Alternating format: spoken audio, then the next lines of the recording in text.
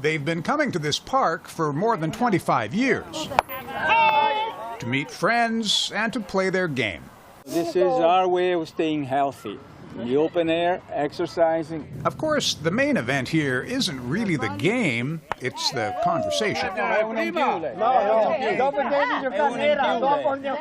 They talk about who won that round, family, friends, and sometimes politics. A show of hands. Who's Liberal?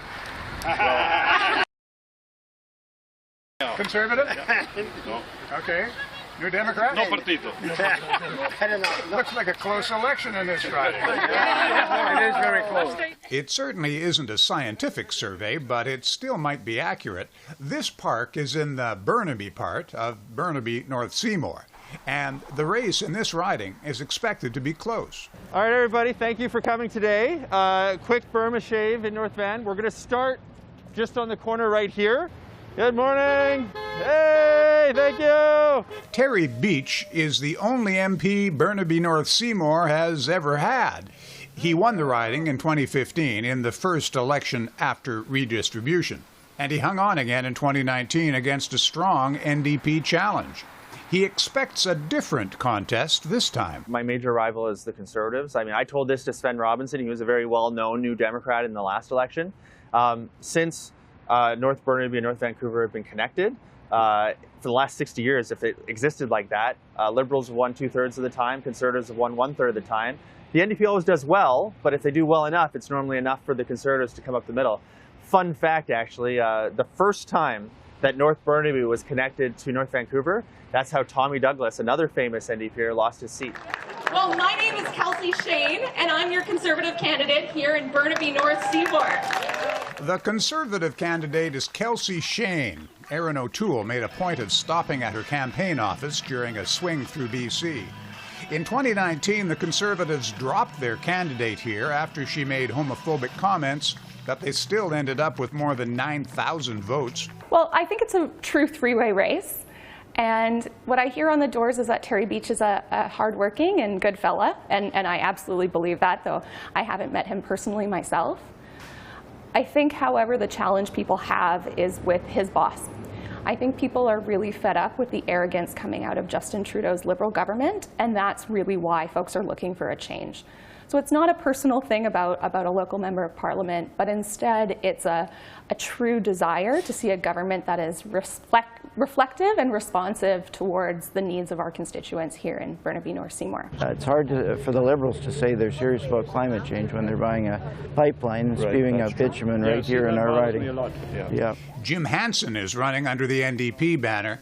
New Democrats came in a strong second here in 2019 when former MP Sven Robinson was their candidate. Robinson supported Hanson in a somewhat divisive nomination fight. The two issues on the doorsteps, and I've by now spoken to thousands of voters on both sides of the riding. Climate is a massive issue. The Trans Mountain Pipeline and the spewing out bitumen right here in our riding is a very big issue. And the other is affordability, especially housing affordability. Under Trudeau, the cost of housing in this community has risen 50%. Many people just can't afford to live here anymore. Families are being broken apart, including my family. I have a 23-year-old and a 25-year-old, and I grew up close to my grandparents. They grew up close to their grandparents, but I may not be growing up close, or my grandchildren may not grow up close to me because of the housing issue. They just don't see how they can acquire housing and raise their families in this community. And I hear similar stories again and again on the doorsteps in Burnaby North-Seymour. Burnaby North-Seymour is a mostly urban riding split by Burrard Inlet, part of Vancouver's main harbor. To the north of the inlet are mostly upper-middle-class suburban areas. To the south, mostly older commercial and residential areas in Burnaby, although those high-rises sticking up in the distance are also part of the riding. This riding is also home to Simon Fraser University, and areas surrounding the campus are being transformed by new construction.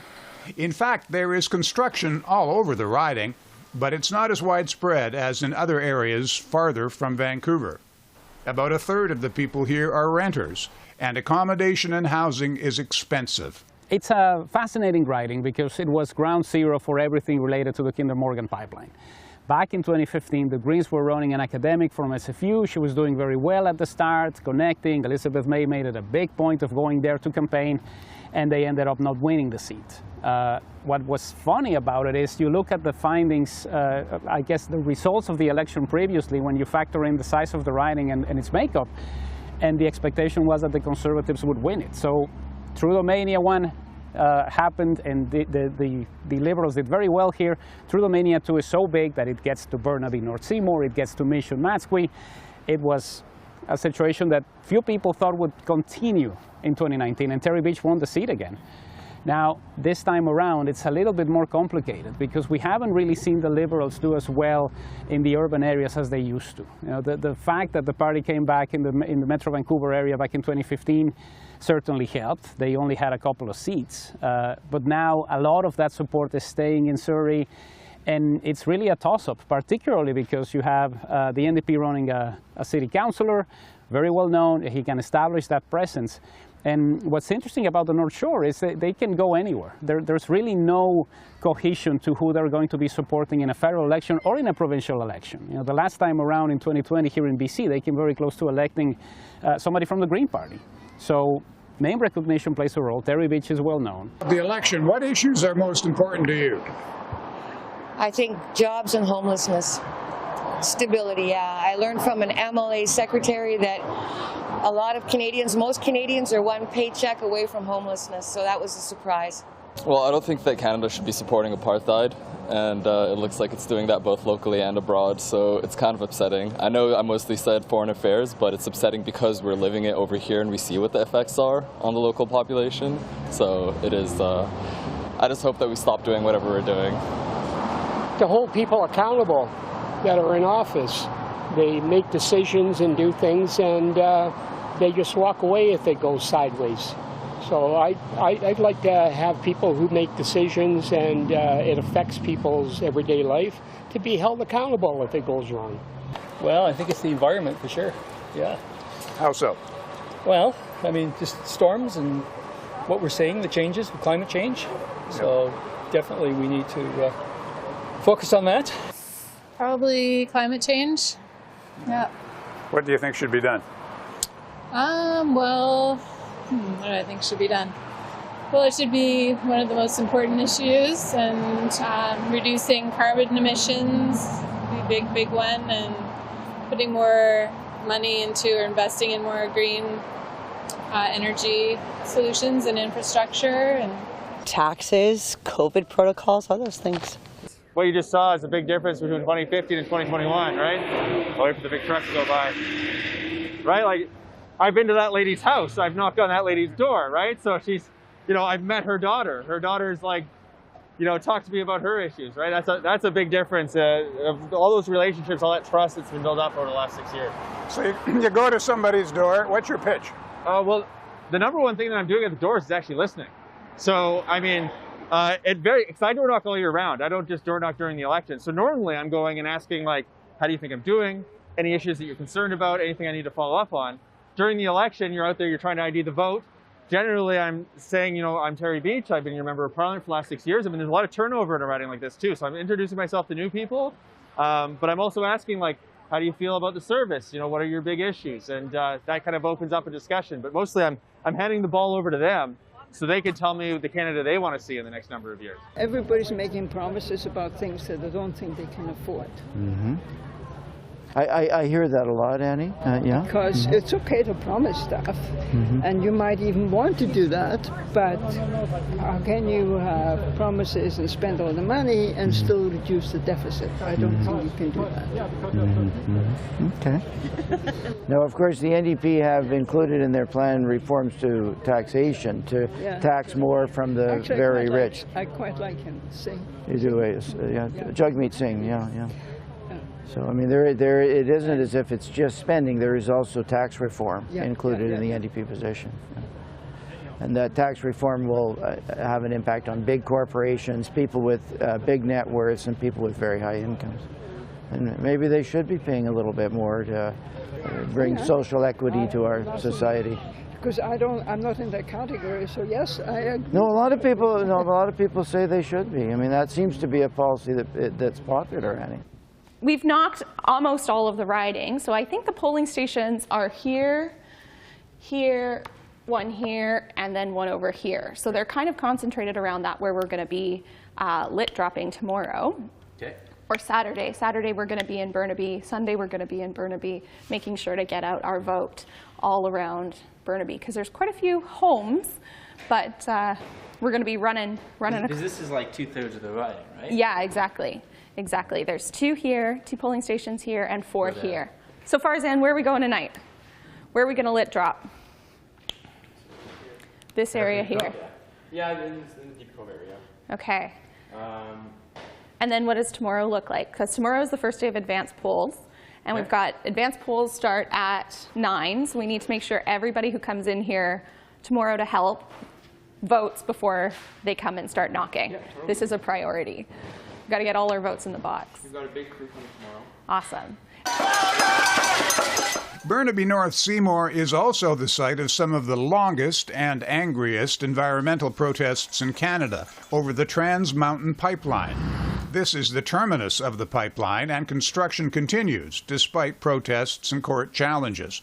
And remember, this is a pipeline that was bought by the Trudeau government.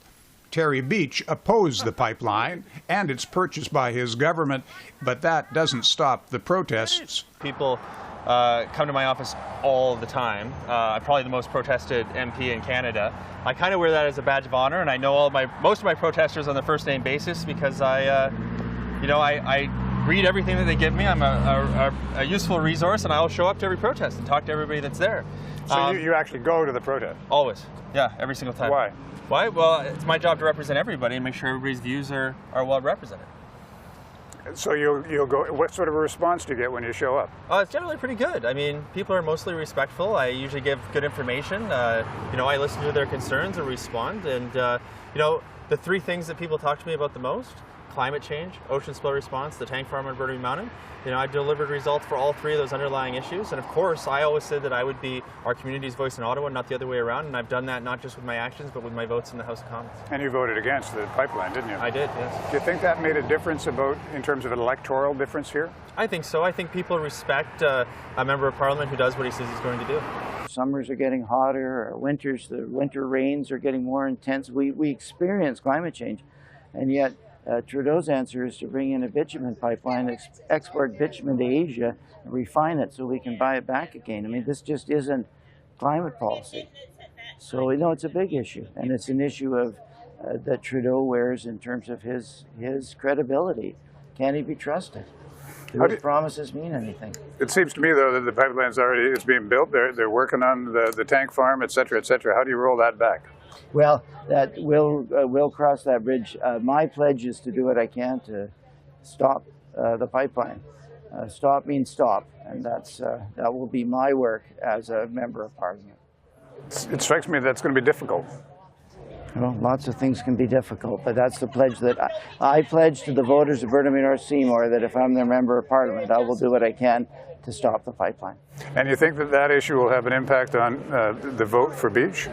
For the Liberal? I think it will have an impact on the vote for Beech. Now, having said that, the community is not of one mind on any issue, including this issue. But my pledge to the voters who wish to vote for me is that I will do what I can to stop the pipeline, period and full stop. The pipeline, the TMX, has that come up at all?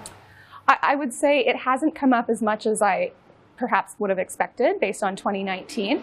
And I think the concerns about people regarding the environment are much more real. So people are deeply concerned that we started this election when British Columbia was literally on fire. And it was hard to even door knock because it was so smoggy and so much smoke. And so the real effects of climate change were something that people were feeling on a daily basis.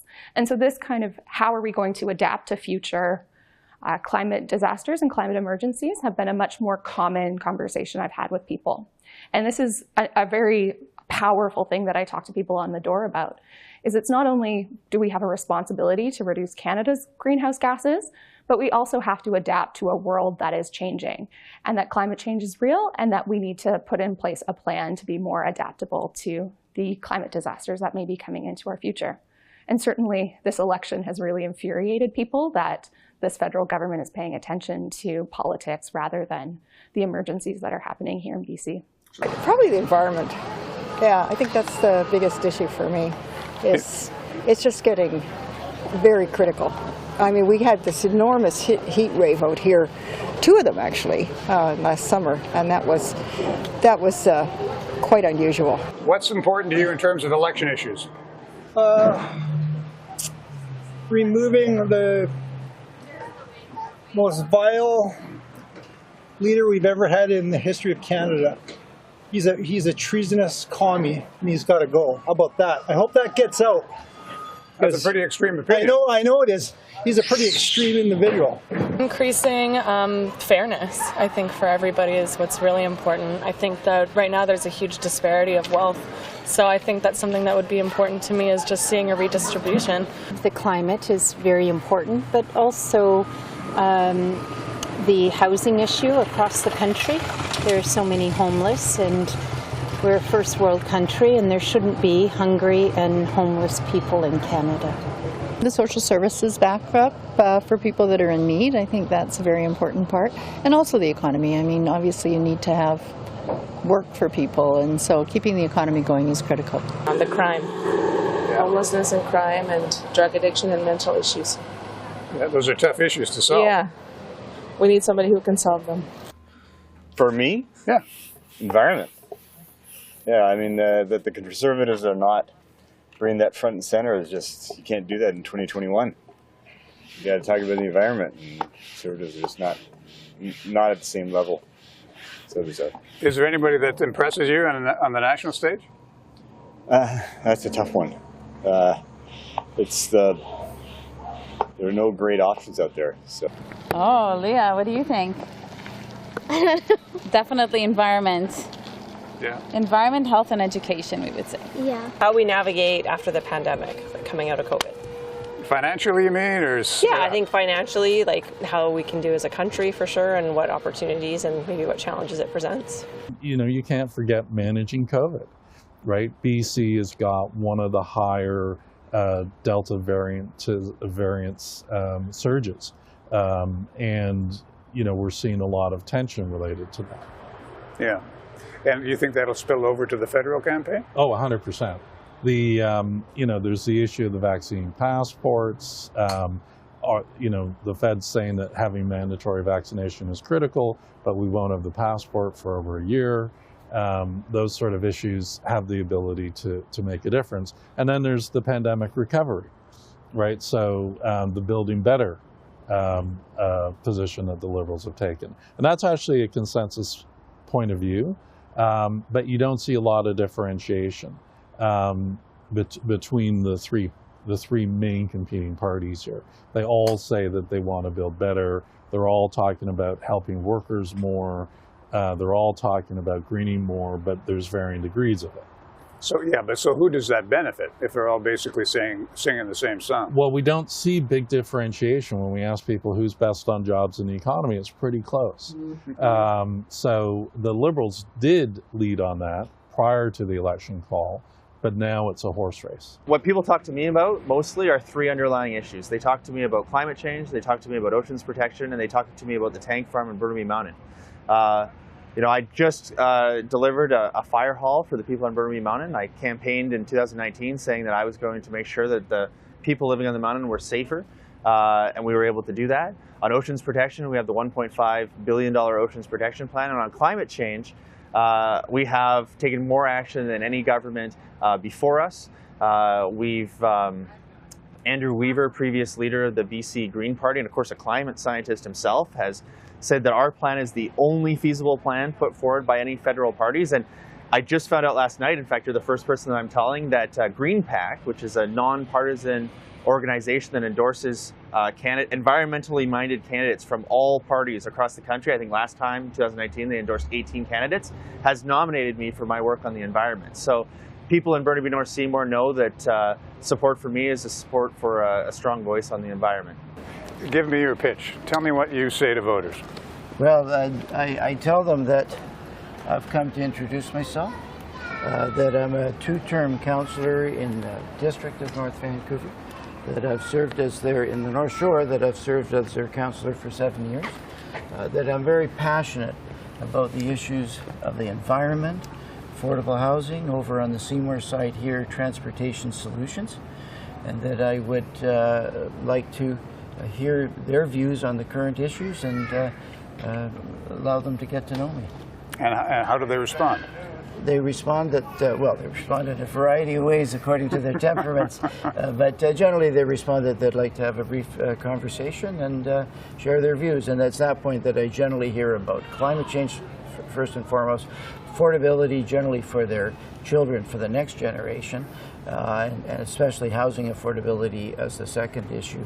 And then, as I say, we often hear about issues of reconciliation, racial justice, Indigenous justice, and more broadly, just inequality, the fact that the rich just get richer and richer. Pandemic profiteers squirreled away all these billions, while so many people are living without enough, even without enough housing, without enough food. We have residents of the district in North Vancouver living in the forest because they don't have housing. Well, I've worked on a lot of campaigns. I've knocked doors for candidates all over BC for about the last 10 years. But in this election, I've never felt the amount of passion and on the issue of reconciliation. So I'm personally a proud Métis woman, and I speak to reconciliation every single day because it is brought to me by the voters in our riding. And I'm incredibly touched and moved as to how much attention folks are paying to reconciliation. I think it lives firmly in the hearts of our Canadians, and I am so proud to be able to take on that mantle and bring that voice to Ottawa, because I think Canadians deserve and want real action on reconciliation, and I will speak to that every single day as their Member of Parliament. Certainly you have the Tsleil-Waututh and the Squamish nations here in their riding, or at least part of the Squamish. Yeah. They play a big role in the everyday life, if not in the sort of political side of things in the riding. Yeah.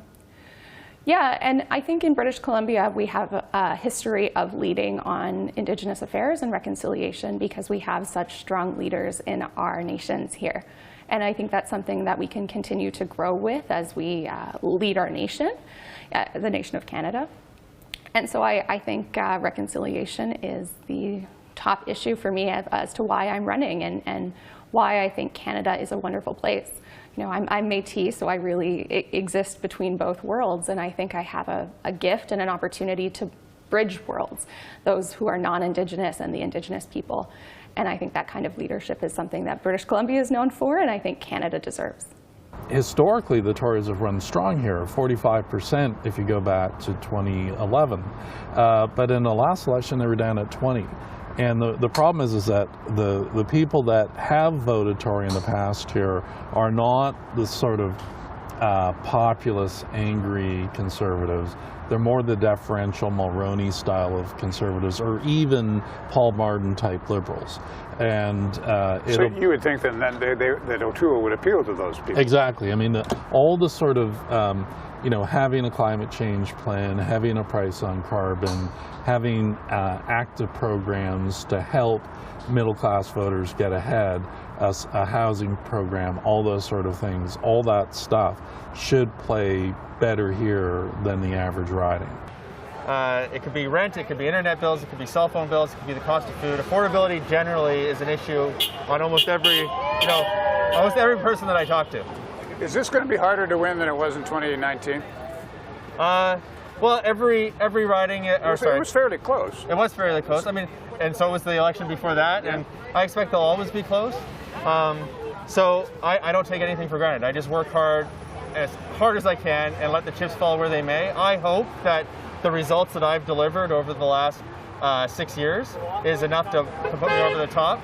And certainly I have a lot of things as I've gotten better at being a Member of Parliament that I can point to that I've delivered that would not have happened in North Vancouver, would not have happened in Burnaby if I wasn't the Member of Parliament here. So I think people have been well served by me. I think they've been well served by having a member of the government represent this riding, and I hope they give me a chance to do it again. My focus would be public safety, and that would apply both to the weapons issue and to the vaccine issue. So let's keep our population safe.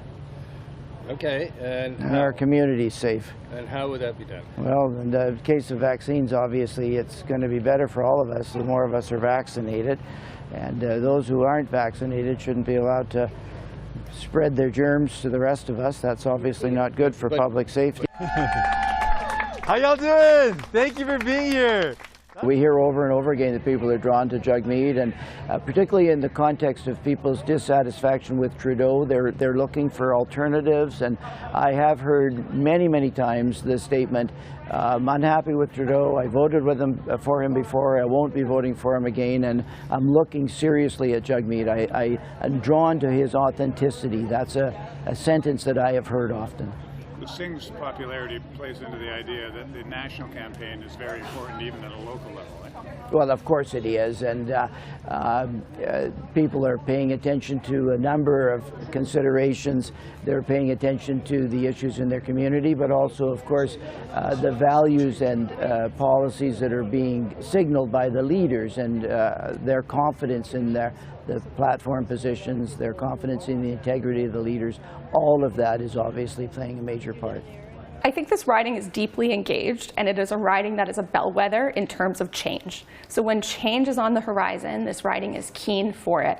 And I think it's because they really understand the civic engagement that their local member of parliament can have when working in Ottawa.